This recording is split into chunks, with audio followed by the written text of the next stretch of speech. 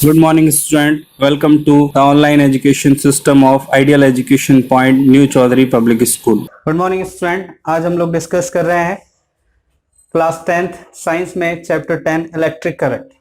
तो सबसे पहले हम बात करेंगे what is the meaning of electric current. So electric current is the flow of charge carriers. Charge carriers electron हो सकते हैं, पॉजिटिव चार्ज कैरियर्स हो सकते हैं, आयंस हो सकते हैं। So the flow of charge from one point is called electric current. So electric current is defined as the amount of charge passing through one point in unit time। तो unit time में किसी point से जितना charge पास होगा that is called electric current. Suppose T time में Q charge पास होता है circuit में किसी एक पॉइंट से। सो यूनिट टाइम में चार्ज पास होगा Q upon T. The charge passing through one point is called electric current. So this is called electric current and the formula of electric current is Q upon T. सो अगर इसको define करें तो current होगा, current is equal to charge passing through one point in unit time. So अभी हम बात करते हैं कि करंट स्केलर क्वांटिटी है या vector. We know that if a quantity can be represented by the magnitude only, it is a scalar quantity, और if any quantity represented by magnitude as well as direction, then it is vector quantity. So current is a scalar quantity. current scalar quantity है और इसका SI unit होता है, SI unit है इसका ampere.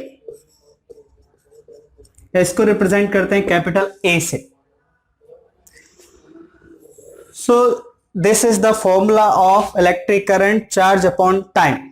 आपको ध्यान रखना है, न्यूमेरिकल्स को सॉल्व करने के लिए हमें ये फॉर्मूला यूज करना होगा। अब अगर बात करते हैं कि सपोज चार्ज किस तरह से फ्लो करता है। सपोज हमारे पास कोई सर्किट है, इसमें हमने एक रेजिस्टेंस कनेक्ट किया है, यहाँ पे हमने एक सेल बैटरी लगाई है और एक की लगा दी यहाँ पे। तो बैटरी का ये जो बड़ी वाली लाइन है ये पॉजिटिव टर्मिनल होती है और ये छोटी वाली लाइन नेगेटिव टर्मिनल। अगर यहाँ पे डॉट लगा हुआ है तो ये की क्लोज होता है, स्विच ऑन होता है और करंट फ्लो होना स्टार्ट हो जाएगा। अगर हमने यहाँ रेजिस्टेंस की जगह कोई बल्ब लगाया है तो बल्ब ग्लो हो जाएगा। अगर यहाँ पे डॉट नहीं लगा इसका मतलब स्विच ऑफ है और करंट फ्लो नहीं होगा। एक और बात ध्यान रखेंगे, करंट फ्लो होने के लिए सर्किट कंप्लीट होना चाहिए। अगर सर्किट ब्रेक हो रहा है then current can not be flow through the resistance और through the wire. So this is resistance R, this is key and this is battery।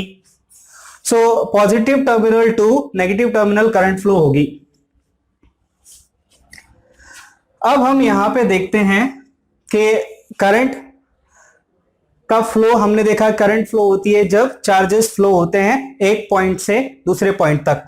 तो जब चार्जेस यहां से फ्लो होंगे तो स्टार्टिंग में हमने क्या माना था कि पॉजिटिव चार्ज होते हैं जो पॉजिटिव से नेगेटिव की तरफ फ्लो होते हैं। बट बाद में जब स्मॉल प्रोटॉन इलेक्ट्रॉन का इन्वेंशन हुआ तो हमने ये देखा कि जब भी फ्लो होने का टाइम आता है तो सिर्फ इलेक्ट्रॉन फ्लो होते हैं और electron negative terminal to positive terminal flow होते हैं। इलेक्ट्रॉन किधर से किधर फ्लो होंगे, ये negative terminal to positive terminal ऐसे। ये this is the direction of flow of electron. तो फिर करंट की डायरेक्शन को हमने ये अज्यूम किया कि करंट की डायरेक्शन फ्लो ऑफ इलेक्ट्रॉन की डायरेक्शन के अपोजिट होगी। तो ये डायरेक्शन करंट की है। इलेक्ट्रिक करंट इस डायरेक्शन में फ्लो होगा बैटरी के पॉजिटिव टर्मिनल से नेगेटिव टर्मिनल। तो आगे से हम लोग ये ध्यान रखेंगे कि इलेक्ट्रिक करंट हमेशा बैटरी के पॉजिटिव टर्मिनल से नेगेटिव टर्मिनल की तरफ फ्लो होता है। अब अगर हम ये मान लें कि किसी एक पॉइंट से या इस रेजिस्टेंस से suppose there are n electron, an electron passing through a point in time t, n electron अगर किसी एक पॉइंट से t टाइम में पास होते हैं तो हम इलेक्ट्रिक करंट का फॉर्मूला जानते हैं, I इक्वल्स टू होता है चार्ज अपॉन टाइम। चार्ज को हम यहां पे अलग से डिफाइन कर सकते हैं, तो कितना चार्ज फ्लो होगा, तो हमने बोला n इलेक्ट्रॉन फ्लो होते हैं किसी एक पॉइंट से, तो एक इलेक्ट्रॉन के पास चार्ज होता है E, तो t टाइम में कितना चार्ज फ्लो हो जाएगा, टोटल n इलेक्ट्रॉन फ्लो होते हैं तो टोटल चार्ज फ्लो होगा Q equals to NE। What is E? E is the charge of an electron. This value is 1.6 into 10 की power minus 19 coulomb. This is the value of charge of an electron. अगर ये value Q equals to NE हम यहाँ place करते हैं, so this is NE upon T. So ये formula भी हमारे लिए न्यूमेरिकल में यूज होगा और this one is also used in numerical. अब अगर हम बात करें कि सपोज किसी एक पॉइंट से 100 इलेक्ट्रॉन पास होते हैं, 100 electron in 5 second, then calculate electric current, calculate electric current. एक एग्जांपल के लिए हमने ये लिया है, सपोज 100 इलेक्ट्रॉन कहीं से पास होते हैं और टाइम 5 सेकेंड है, तो इलेक्ट्रिक करंट का वैल्यू कितना होगा। सो इलेक्ट्रिक करंट के लिए हम फॉर्मूला यूज करेंगे NE अपॉन T। N का वैल्यू है 100, E का वैल्यू है 1.6 इंटू 10 की पावर माइनस 19 और इसका वैल्यू है 5। ये 5 ये 20 टाइम कैंसिल हो गया, तो दिस वैल्यू इज 3.2 इंटू 10 की power minus 18 ampere. So simple से क्वेश्चन यहाँ पे इससे सॉल्व किए जा सकते हैं। यहां पे हम इसका वैल्यू कंसीडर करते हैं। यूनिट, चार्ज का यूनिट क्या होता है, चार्ज का यूनिट होता है कूलम। तो आगे हम डिस्कस करते हैं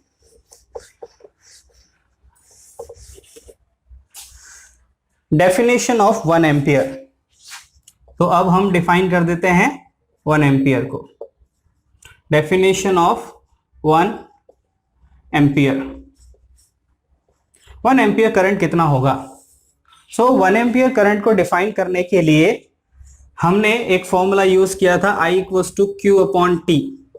अगर Q 1 हो जाए और T भी 1 हो जाए तो करंट 1 एम्पियर हो जाए। इसका मतलब यह है कि अगर किसी सर्किट से 1 सेकेंड में या यूनिट टाइम में अगर 1 कूलम चार्ज फ्लो होता है, किसी एक पर्टिकुलर पॉइंट से 1 सेकेंड में अगर 1 कूलम चार्ज फ्लो होता है, then the current in the circuit is 1 ampere. So we can define if 1 coulomb charge passing through a point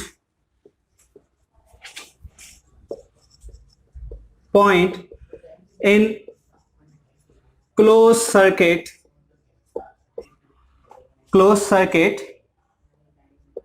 in 1 second, then current flowing through the circuit is 1 ampere. So this is the definition of 1 ampere. एक example हम लोग discuss करते हैं।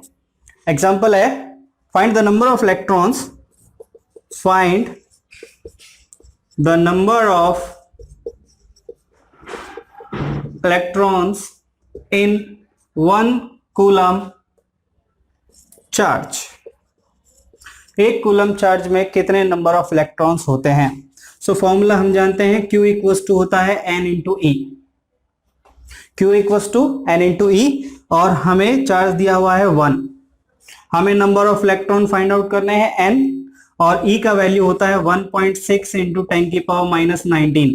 तो यहाँ पे हम n का वैल्यू निकाल लेंगे, n हो जाएगा 1/1.6 इंटू 10 की पावर माइनस 19। और अगर इसको हम सॉल्व करते हैं देन दिस इज